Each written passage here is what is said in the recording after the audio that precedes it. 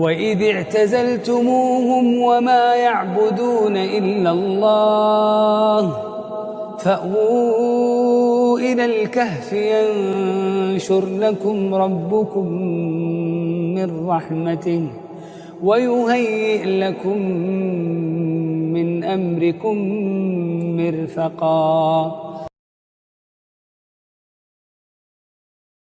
الحمدللہ رب العالمین والصلاة والسلام علی رسولہ النبی الکریم. اعوذ باللہ من الشیطان الرجیم. بسم اللہ الرحمن الرحیم. فجاءته احداهما تمشي على استحياء قالت ان ابي يدعوك ليجزيك اجر ما سقيت لنا. صدق اللہ العظیم. وقال النبی صلی اللہ علیہ وسلم الحیاء شعبۃ من الایمان او کما قال علیہ الصلاۃ والسلام.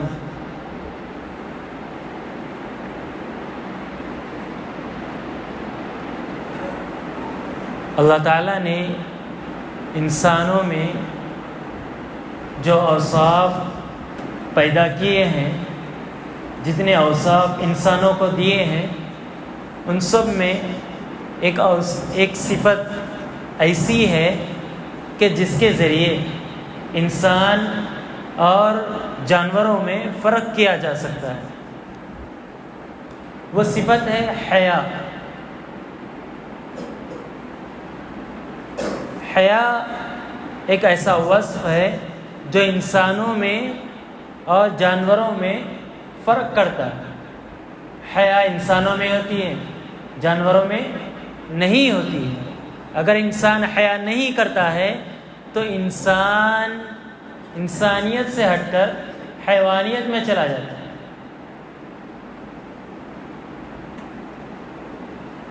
اگر اعمال میں حیا نہ ہو تو ہر برے کام میں، غلط کام میں انسان کے اندر اس کے کرنے پر جرأت پیدا ہو جاتی ہے. جس کے اندر حیا نہیں ہوتی ہے، غلط کام کرنے میں اسے جرأت پیدا ہو جاتی ہے. کوئی شرم باقی نہیں رہتی اس غلط کام کو کرنے میں. اگر انسان کے اندر حیا نہیں ہے تو بدنگاہی میں ملوث ہو جائے گا، کسی عورت کے ساتھ غلط کام میں ملوث ہو جائے گا، اور اس کام کے رکنے میں اسے کوئی چیز حائل نہیں ہوگی. بنا خوف کے وہ غلط کام میں لگا رہے گا. حیا کے معنی ہیں وقار اور سنجیدگی. جس کے اندر حیا آ گئی سمجھ لیجئے کہ اس کے اندر ایک وقار اور ایک سنجیدگی پیدا ہو جاتی ہے. شریعت کی نگاہ میں حیا کسے کہتے ہیں؟ امام اصفہانی رحمۃ اللہ علیہ فرماتے ہیں کہ جب انسان کے اندر حیا آ جاتی ہے تو برا کام کرنے سے دل میں تنگی محسوس ہوتی ہے. برا کام کرنے سے دل میں تنگی محسوس ہوتی ہے، تکلیف انسان کو ہوتی ہے کہ میں نے غلط کام کر لیا. ابن حجر رحمۃ اللہ علیہ فرماتے ہیں کہ حیا اگر انسان میں آ جاتی ہے تو نیک کام کرنے کا جذبہ اسے پیدا ہوتا ہے اور برے کام کرنے سے وہ بچنے لگتا ہے، اور خود بھی نیک کام کرتا ہے، دوسروں کو بھی نیکی کا حکم دیتا ہے، نیکی کے بارے میں کہتا ہے، اور برے کاموں سے خود بھی رکتا ہے اور دوسروں کو بھی برے کاموں سے روکتا ہے. تو شریعت میں حیا کے معنی نیک کام کرنا اور برائی سے بچنا. حیا کے سلسلے میں احادیث آپ صلی اللہ علیہ وسلم فرماتے ہیں کہ ایمان کے 70 سے زائد حصے ہیں.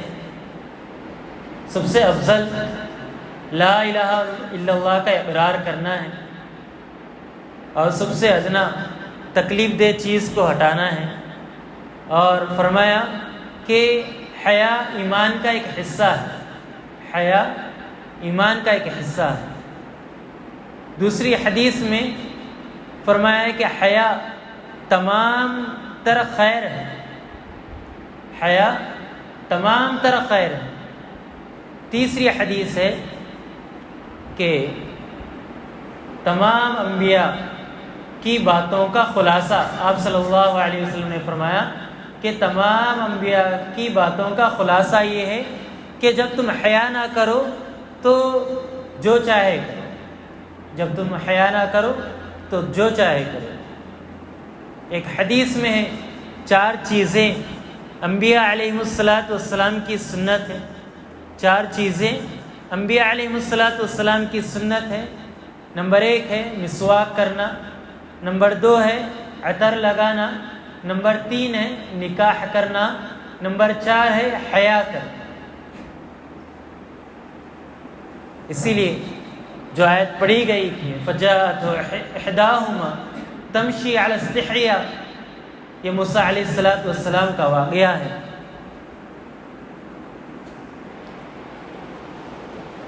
ایک مقام پر آپ کھڑے تھے، 2 لڑکیاں انتظار کر رہی تھی کنویں کے پاس، کب وہاں سے مرد حضرات ہٹیں گے اور ہم جا کر اس کنویں سے پانی لیں گے۔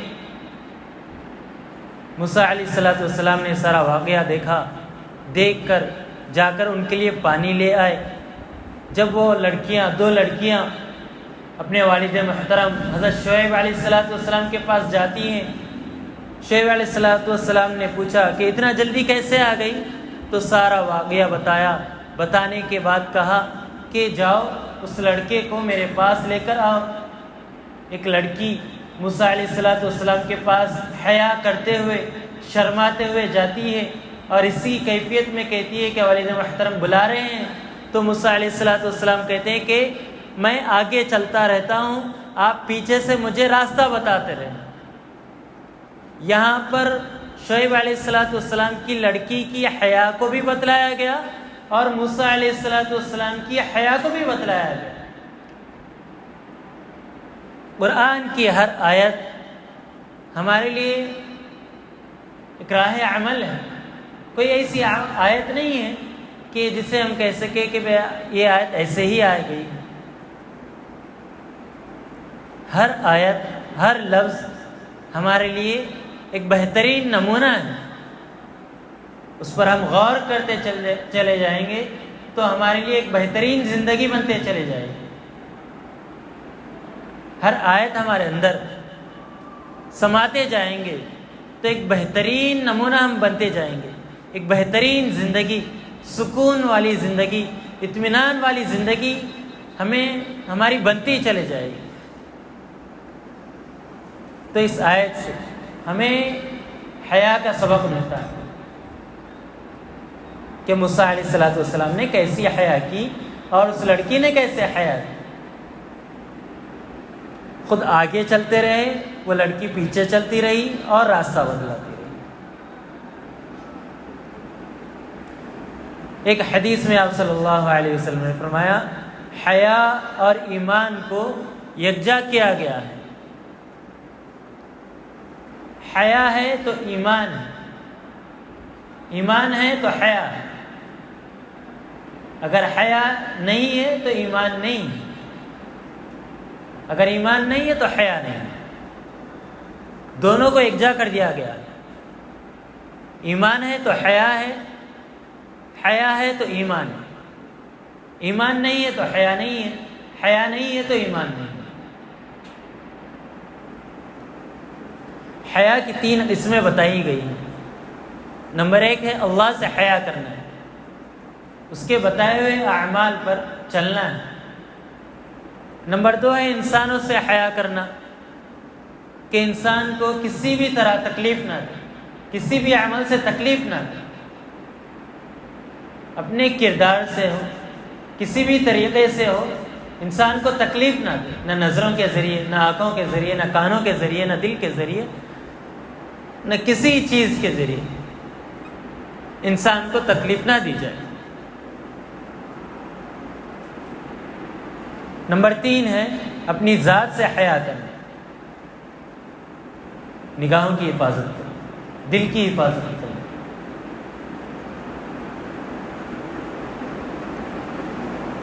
اللہ سے شرم، اللہ سے حیا۔ آپ صلی اللہ علیہ وسلم نے فرمایا کہ اللہ سے حیا کریں۔ صحابہ نے عرض کیا یا رسول اللہ، ہم اللہ سے حیا کرتے ہیں، اللہ سے شرم کرتے ہیں اور اس کا شکر بھی ادا کرتے ہیں۔ تو آپ صلی اللہ علیہ وسلم نے فرمایا کہ حیا کا مطلب یہ نہیں جو تم سمجھ رہے ہیں۔ حیا کا مطلب یہ ہے کہ سر اور اس کے جو اطراف ہے اس کی حفاظت کی جائے، پیٹ ہے اس کے اطراف جو چیزیں ہیں اس کی حفاظت کی جائے، تمام جسم کی حفاظت کی جائے، نگاہوں کی حفاظت کے لیے، سر کی حفاظت کے لیے، سر میں دماغ میں جو خرافات چلتے ہیں ان سب خرافات سے بچنا ہے، پیٹ میں جو حرام لقمہ جاتا ہے، پیٹ کے اطراف کے جو چیزیں ہیں جس کے ذریعے غلط اعمال کی طرف انسان چلتا ہے، ان ساری چیزوں سے انسان کو بچنا ہے۔ صحابہ عرض کرنے لگے کہ آپ صلی اللہ علیہ وسلم کے اندر جو حیا تھی اس کے بارے میں فرمانے لگے کہ آپ صلی اللہ علیہ وسلم پردے میں رہنے والی کنواری لڑکی سے بھی زیادہ حیا کرنے والے تھے۔ اتنا حیا آپ صلی اللہ علیہ وسلم کرتے تھے، اتنی نگاہوں کی حفاظت کرتے تھے کہ صحابہ فرمانے لگے کہ جس طرح ایک کنواری لڑکی، با پردہ کنواری لڑکی حیا کرتی ہے، شرم کرتی ہے، اس سے بھی زیادہ آپ صلی اللہ علیہ وسلم حیا کرنے والے تھے، شرم کرنے والے۔ کبھی آپ صلی اللہ علیہ وسلم کی نگاہ ایسا اٹھ کر نہیں دیکھا کرتے تھے، نگاہ اٹھا کر نہیں دیکھا کرتے۔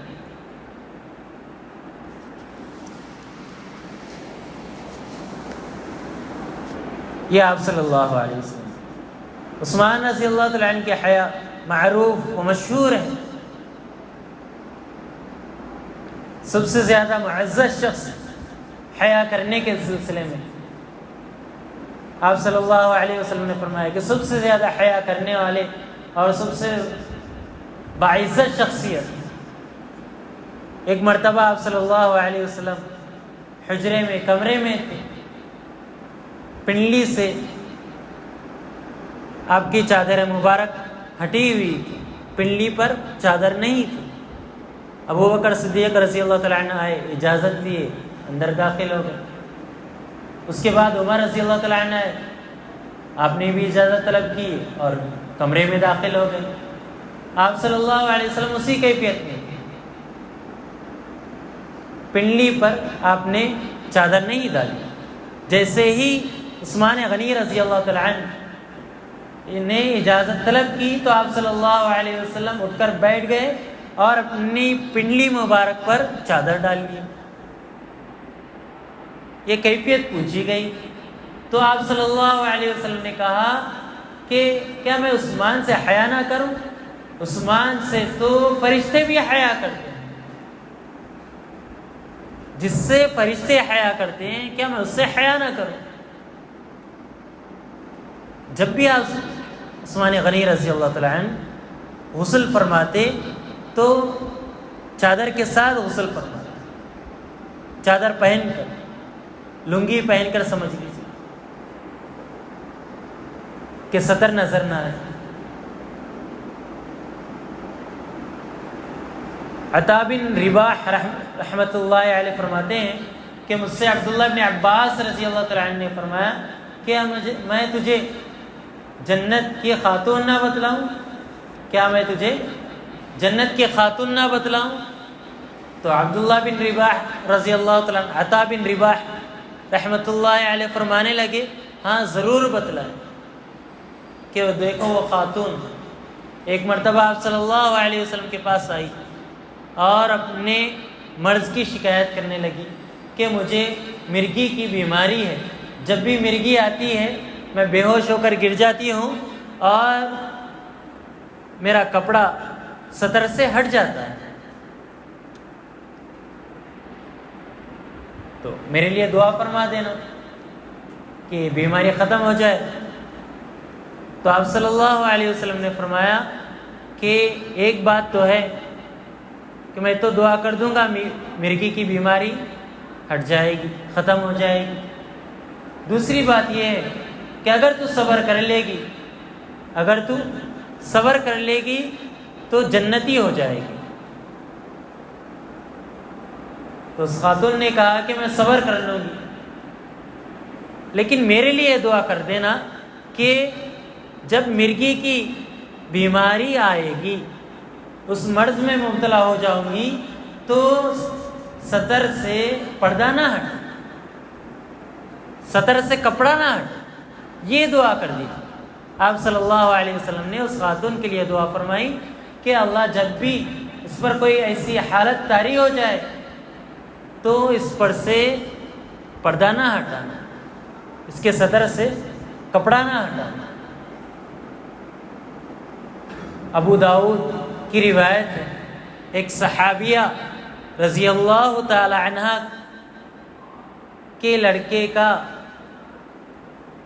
جنگ میں جانا ہوا، خبر ملی کہ آپ کا لڑکا شہید ہو چکا ہے، تو صحابیہ برقع پہن کر تحقیق کے لیے آتی ہے، تو صحابہ کہنے لگے کہ اس حالت میں بھی تو برقعے کے ساتھ آئی ہے۔ تو جملہ سننے کا ہے، غور کرنے کا ہے کہ لڑکا شہید ہو چکا ہے، فوت ہو چکا ہے، اس حالت میں بھی برقعے کے ساتھ آ رہی ہیں۔ صحابہ نے پوچھا اس کیفیت میں بھی؟ عورتوں کا حال پتہ ہی ہے اپنے بیٹوں کے سلسلے میں کہ کیسا غم ان پر ہوتا ہے، کیسی تکلیف میں ہوتی ہیں، ساری دنیا لٹ جاتی ہے، ختم ہو جاتی ہے ان کی نظر سے۔ اس کیفیت میں صحابیہ کا حال دیکھیں کہ برقع پہن کر تفتیش کرنے کے لیے آ رہی ہے۔ تو صحابیہ نے کہا کہ میرا لڑکا فوت ہوا ہے، میرا لڑکا فوت ہوا ہے، میری حیا فوت نہیں، میری حیا فوت نہیں ہوئی ہے۔ غور کرنے کی بات، اس حال میں بھی کہ نظر کے سامنے لڑکا بیٹا شہید ہوا ہے، سامنے جنازہ ہے، لیکن اس کیفیت میں بھی پردے کا اہتمام ہے۔ فاطمہ رضی اللہ تعالی عنہ کا واقعہ ہے، اسماء رضی اللہ تعالی عنہ سے فرمانے لگی کہ مجھے حیا آتی ہے، مجھے شرم آتی ہے کہ میرے انتقال کے بعد مجھے مردوں کے تخت پر لٹا کر ایک کپڑا اڑا کر مجھے کندھے پر اٹھا کر لے کر جایا جاتا ہے، مجھے شرم آتی ہے اس کیفیت سے، اس عمل سے۔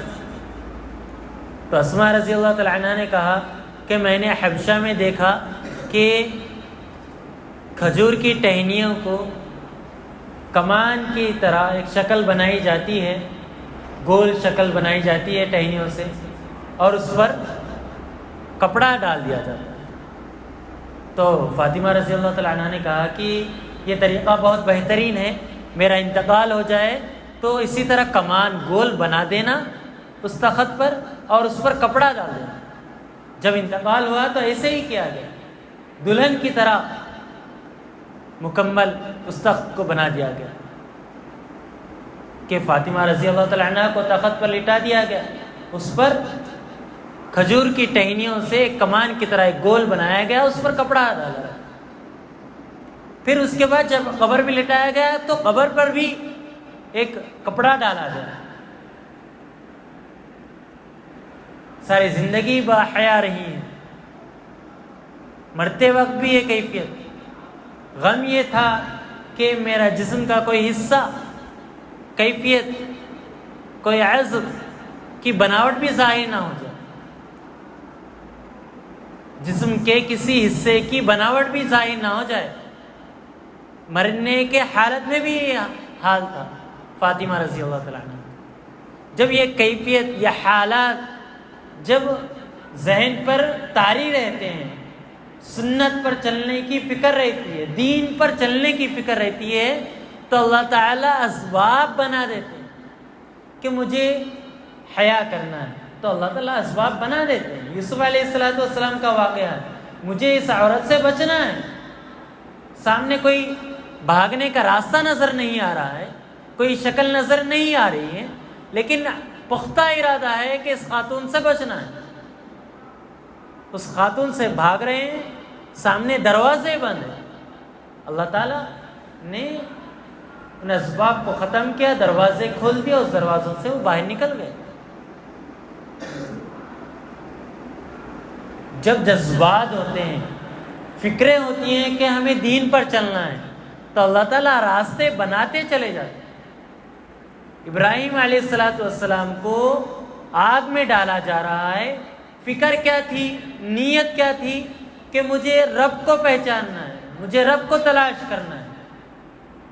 فکر تھی نہیں تھی، غم طاری تھا نہیں تھا.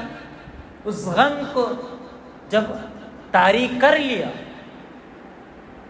کہ مجھے ایک رب کو تلاش کرنا ہے، اس آگ کے رب کو تلاش کرنا ہے، اس ہوا کے رب کو تلاش کرنا ہے، جبرائیل کے رب کو تلاش کرنا ہے، تو کسی کی فکر نہیں کی. جس کی تلاش میں ہوں وہ مجھے بچا لے گا. 40 دن تک آگ چلتی رہی، اللہ نے ان کی حفاظت کی. تو دلوں میں ارادے رہیں گے، عزائم رہیں گے اس دین پر چلنے کے، تو اللہ تعالیٰ اسباب بناتے چلے جائیں گے. سود سے بچنا ہے، اللہ تعالیٰ راستے بناتے چلے جائیں گے.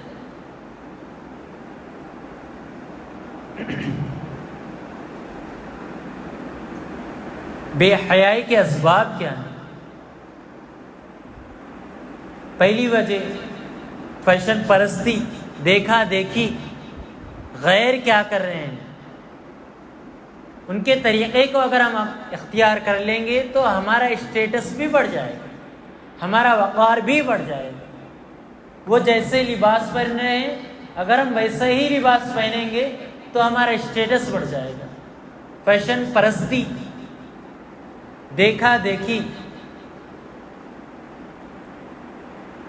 مغرب کیا پہن رہے ہیں، انگریز کیسے لباس پہن رہے ہیں، دنیا دار کیسا لباس پہن رہا ہے، کیسے طور طریقے کو اپنا رہا ہے.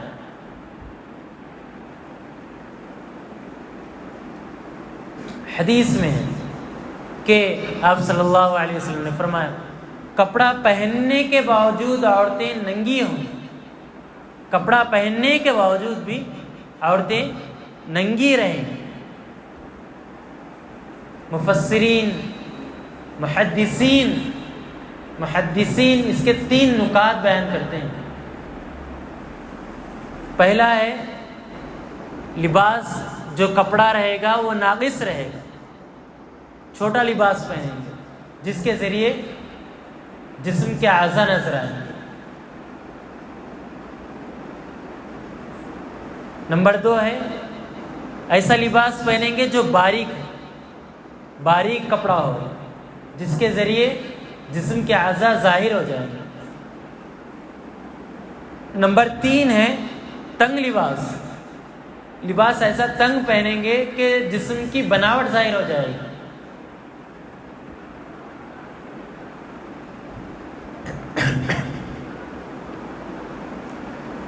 اور بے حیائی کے اسباب میں سے دوسرا سبب انٹرنیٹ. اچھی چیز بھی ہے، بری چیز بھی.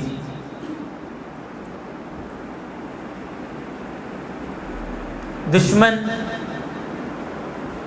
اسلام، دشمن اس کی فکر یہ رہتی ہے کہ کیسے مسلمانوں کے اعمال کو کمزور کیا جائے، کیسے ان کے ایمان کو کمزور کیا جائے. مسلمانوں کو مکمل ختم نہیں کیا جا سکتا، اسلام کو مکمل ختم نہیں کیا جا سکتا، لیکن ان کے ایمان کو، ان کے اعمال کو تو کمزور کیا جا سکتا ہے.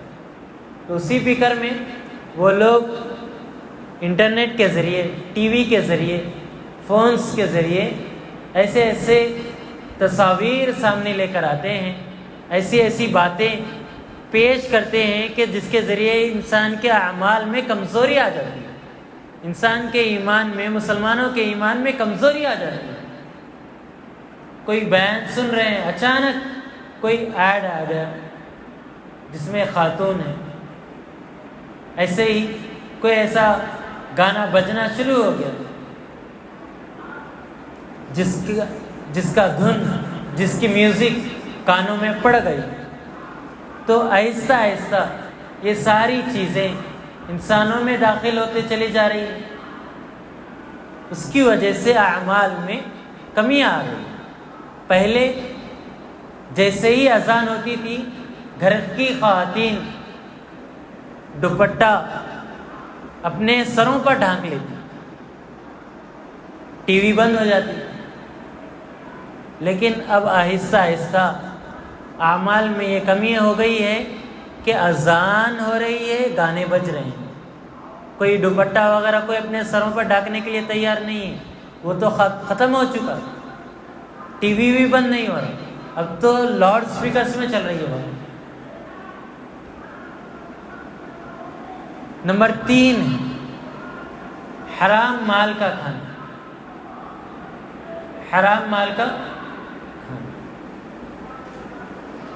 مفسرین آدم علیہ السلام کے واقعے سے ایک نقطہ بیان کرتے ہیں کہ آدم علیہ السلام اور حوا علیہ السلام سے کہا گیا کہ اس پھل سے بچے رہنا، اس پھل کو نہ کھانا۔ شیطان کے بہکاوے میں آ کر اس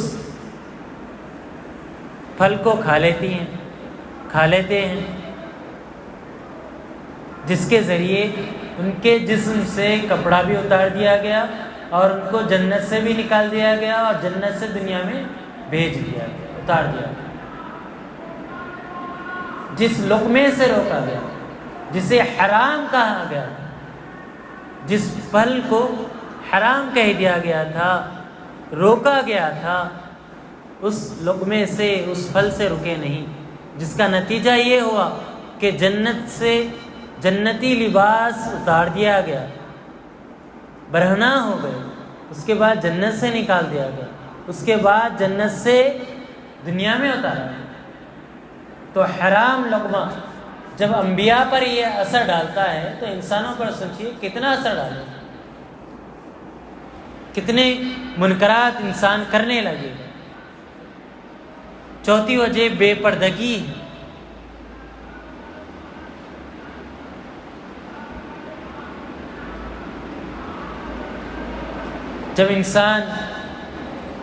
جب عورتیں پردہ نہیں کرتی ہیں تو بے حیائی عام ہو جاتی ہے، گناہ عام ہو جاتے ہیں۔ جب گناہ عام ہو جاتے ہیں تو طرح طرح کی بیماریاں عام ہو جاتی ہیں، نئی نئی بیماریاں سامنے آتی جاتی ہیں، کئی اموات ہونے لگ جاتی ہیں، نہ خود کی حفاظت ہوتی ہے نہ دوسروں کی حفاظت ہوتی ہے۔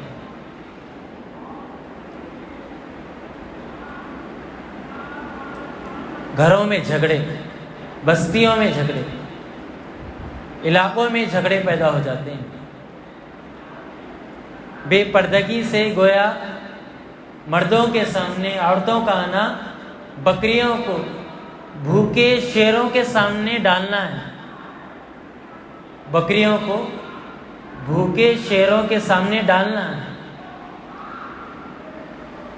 حدیث میں آتا ہے عورت چھپانے کی چیز ہے، جب وہ باہر نکلتی ہے تو شیطان طاق میں رہتا ہے کہ کیسے اس کے ذریعے گناہ میں انسانوں کو ڈالا جائے، مردوں کو ڈالا جائے۔ ام سلمہ اور میمونہ رضی اللہ تعالی عنہ آپ صلی اللہ علیہ وسلم کے پاس تھی، اتنے میں نابینا صحابی رسول عبداللہ ابن ام مکتوم آپ صلی اللہ علیہ وسلم کی خدمت میں آتے ہیں، تو آپ صلی اللہ علیہ وسلم سلمہ رضی اللہ تعالی عنہ سے کہتے ہیں کہ ان سے پردہ کرو، اپنی نگاہوں کی حفاظت کرو۔ تو ام سلمہ رضی اللہ تعالیٰ عنہ کہنے لگی کہ یہ تو نابینا ہے، ان سے کیا پردہ کرنا؟ تو آپ صلی اللہ علیہ وسلم نے کہا کہ یہ نابینا ہے، تم تو نابینا نہیں، تمہیں پردہ کرنا، تمہیں نگاہوں کی حفاظت کرنا۔ سامنے والا پردہ کرے نہ کرے، نگاہوں کی حفاظت کرے نہ کرے، میری ذمہ داری ہے، خود کی ذمہ داری ہے کہ سامنے والوں کہ میں خود نگاہوں کی حفاظت کروں۔ فاطمہ رضی اللہ تعالی عنہا سے پوچھا گیا عورتوں کے لیے سب سے بہترین چیز کیا ہے؟ تو فاطمہ رضی اللہ تعالی عنہا نے کہا کہ عورتوں کے لیے سب سے بہترین چیز نگاہوں کی حفاظت کرنا، کہ وہ مرد کو نہ دیکھے، مرد ان کو نہ دیکھے۔ تو آپ صلی اللہ علیہ وسلم نے کہا کہ بہت بہترین چیز آپ نے کہی، اور آپ صلی اللہ علیہ وسلم نے آپ کو دعائیں دی کہ خود بھی پردے کی حفاظت کرنا ہے، نگاہوں کی حفاظت کرنا ہے، اور سامنے والا بھی نگاہوں کی حفاظت کرنا ہے۔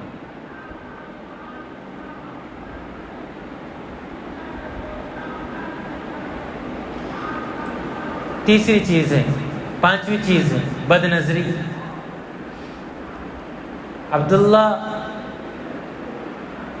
صاحب کاپود روی فرماتے ہیں کہ زنا کا آغاز آنکھوں سے ہوتا ہے، زنا کا آغاز آنکھوں سے ہوتا ہے، پہلے نظر، پھر مسکراہٹ، پھر سلام، پھر وعدہ، پھر ملاقات۔ قرآن کریم میں کہا گیا قُل لِّلْمُؤْمِنِينَ يَغُضُّوا مِنْ أَبْصَارِهِمْ وَقُل لِّلْمُؤْمِنَاتِ يَغْضُضْنَ بِأَبْصَارِهِنَّ،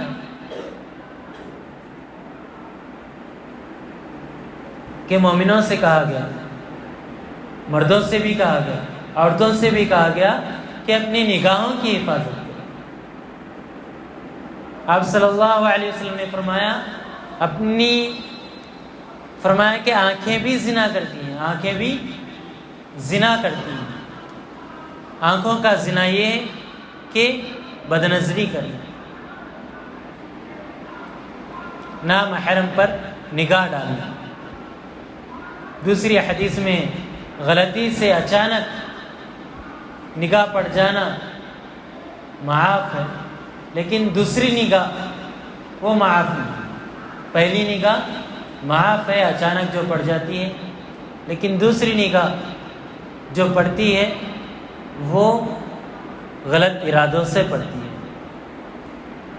اسی لیے دوسری نگاہ معاف نہیں۔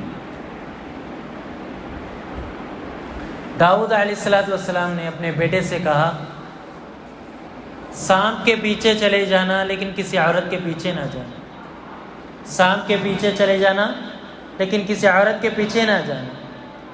عیسیٰ علیہ السلام نے فرمایا نظر سے شہوت کا بیج پیدا ہوتا ہے، نظر سے شہوت کا بیج پیدا ہوتا ہے، اور فتنہ دلوں میں پیدا ہوتا ہے، اور اس سے فتنے کا آغاز ہوتا ہے۔ یحییٰ علیہ السلام فرمانے لگے زنا کی ابتدا عورت کو دیکھنے سے ہوتی ہے۔ حیا کے فائدے، حیا کی وجہ سے محبت الہی نصیب ہوتی ہے، اللہ کی محبت دلوں میں پیدا ہوتی ہے، اللہ سے تعلق پیدا ہوتا ہے جب حیا ہم کرتے ہیں۔ نمبر 2 ہے انبیاء علیہ السلام کے اوصاف میں سے ایک وصف حیا ہے۔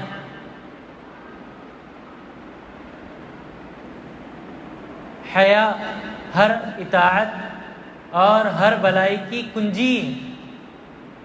حیا انسان کو ظاہری باطنی اعتبار سے خوبصورت بنا دیتی ہے۔ ایک حدیث میں آپ نے فرمایا کہ حیا جس چیز میں داخل ہوتی ہے اسے خوبصورت بنا دیتی ہے۔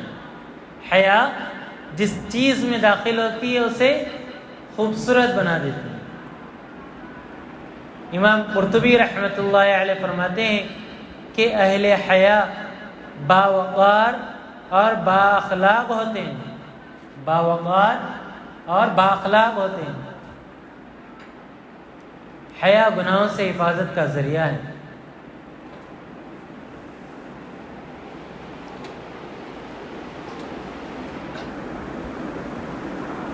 تو یہ چند باتیں ہیں کہ اگر حیا کریں گے تو یہ ساری چیزیں پیدا ہوں گی، اگر حیا نہیں کریں گے تو معاشرے میں، گھر میں، خود کی ذات میں بگاڑ پیدا ہو جائے گا، خود جسمانی اعتبار سے کمزور ہو جائیں گے، دلی اعتبار سے کمزور ہو جائیں گے، قوت حافظہ کم ہو جائے گا، جسمانی اعتبار سے بھی کمزور ہو جائیں گے۔ غالباً سلطان صلاح الدین سیفی رحمۃ اللہ علیہ، سلطان صلاح الدین ایوبی رحمۃ اللہ علیہ کا قول ہے کہ جس علاقے میں نوجوانوں میں بے حیائی آ جاتی ہے تو ان سے بنا جنگ کے ہی اس علاقے کو فتح کیا جا سکتا ہے، کیونکہ ذہنی اعتبار سے بھی کمزور ہوتے ہیں اور جسمانی اعتبار سے بھی کمزور ہوتے ہیں۔ اسی لیے ہمارے اندر حیا کا پیدا کرنا بہت ضروری ہے۔ حیا کیسا پیدا ہوگی؟ اس سلسلے میں جنید بغدادی رحمۃ اللہ علیہ فرماتے ہیں کہ اگر ہم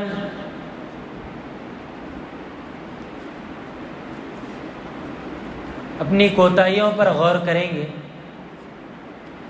کہ ہم نے جو غلط کام کیے ہیں اس پر غور کریں گے تو اس سے حیا پیدا ہوتی ہے۔ ایسے ہی محمد بن فضل رحمۃ اللہ علیہ فرماتے ہیں کہ محسن کے احسانات کو شمار کرتے رہو کہ اللہ تعالیٰ نے ہم پر کتنے احسانات کیے ہیں، کیسی کیسی نعمتیں اللہ تعالیٰ نے ہمیں عطا کی ہیں۔ محسن کے احسانات کو شمار کریں گے تو اللہ تعالیٰ ہمارے اندر حیا کو پیدا کریں گے۔ تو اللہ تعالیٰ سے دعا ہے کہ اللہ تعالیٰ ہم سب میں حیا پیدا فرمائے۔ سبحانک اللہم و بحمدک، نشہد ان لا الہ الا انت، نستغفرک۔